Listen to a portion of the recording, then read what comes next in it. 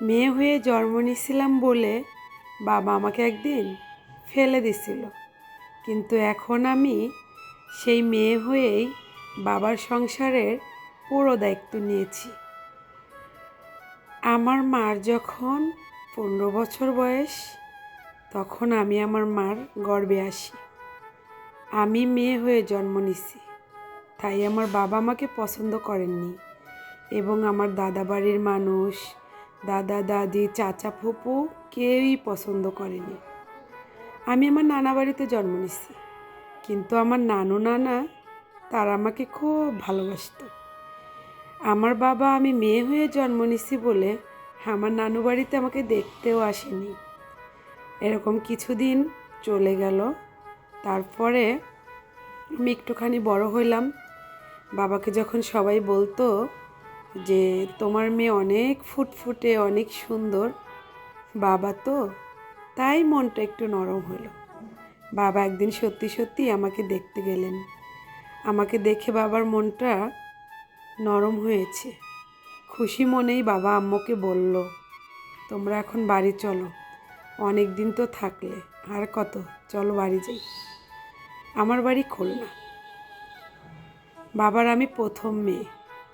বাবা আমাকে আর মাকে বাড়িতে নিয়ে আসলো। দাদা দাদি মোটেও খুশি না। তারা তো মুখটারে গোমড়ো করে রেখেছে। মুখ দেখে মনে হচ্ছে দাদি মনে হয় বেগুন বেচে লস খেয়েছে। তার মুখটা দেখলেই বোঝা যাচ্ছিল। এরকমভাবে কিছুদিন গেল। তারপরে মা আবার আমাদের এলাকায়, খুলনায় ওদিকে বলে, কার কার এলাকায় কি বলে জানি না, তবে আমাদের এলাকায় বলে মেয়ে হইলে ভিটের মাটি 2 হাত নিচা হয়, ছেলে হইলে ভিটের মাটি 2 হাত উঁচা হয়। আমি যেদিন হয়েছিলাম দাদি নাকি সেটাই বলছিল যে আজ থেকে আমাদের ভিটের মাটি 2 হাত নিচা হয়েছে, যদি ছেলে হইতো তাহলে দাদি এটাই বলেছিল। এবার দাদির একটাই কথা, আগে মেয়ে হয়েছে তাতে কোনো কথা নেই, এবার একটা ছেলে হবে, বংশের প্রদীপ ভিটায় বাতি জ্বালাইতে পারবে।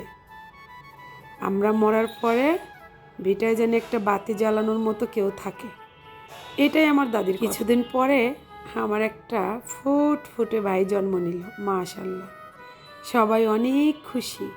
দাদি তো সবাইকে ডেকে ডেকে বলতেছিল, তোমরা পান খাবে নাকি, আসো, মিষ্টি খাবে নাকি, আমার একটা নাতি ছেলে হয়েছে। খুলনার ভাষায় আর একটা কথা বলে, ছেলে হলে বলে পোতা ছেলে, আর মেয়ে হলে বলে পুত। আমার একটা পোতা ছেলে হয়েছে, তোমরা দেখে যাও। দাদি তো মহা খুশি, বাবাও না অনেক খুশি। ওই যে প্রথমে মেয়ে, পরে একটা ছেলে। বাবাও দেখতাম কি অনেক সময় প্রচুর ভাইকে আদর করত। মন খারাপ হইতো না, আবার মাঝে মধ্যে হইতো যে আমি কি মেয়ে দেখে এমন অবহেলিত। আমি কোনো সময় ঠিকমতো মাথা চুরুনি করতাম না, ঠিকমতো গোসল করতাম না। আমি বাবার সাথে, বাবাও মাঠে কাজ করতো, আমিও বাবার সাথে মাঠে কাজ করতে যাইতাম। বাবা যখন দেখলো যে আমি সব কাজই বাবার মতো করতে পারি, বাবা তখন বলল যে হ্যাঁ, প্রতিদিনই কাজে যাওয়ার সময় বাবা আমাকে ডেকে নিত।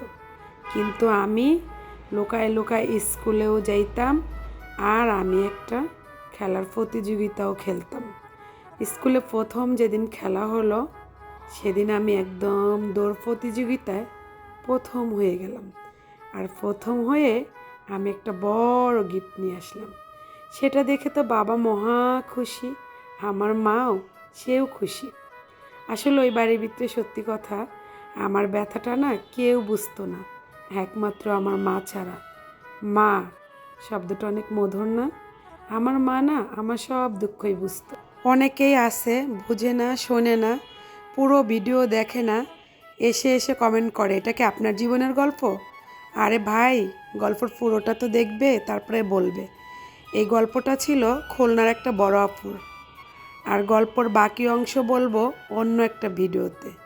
সবাই ভালো থাকবেন, কার কাছে কেমন লাগে অবশ্যই কমেন্টে জানাবেন। আল্লাহ হাফেজ।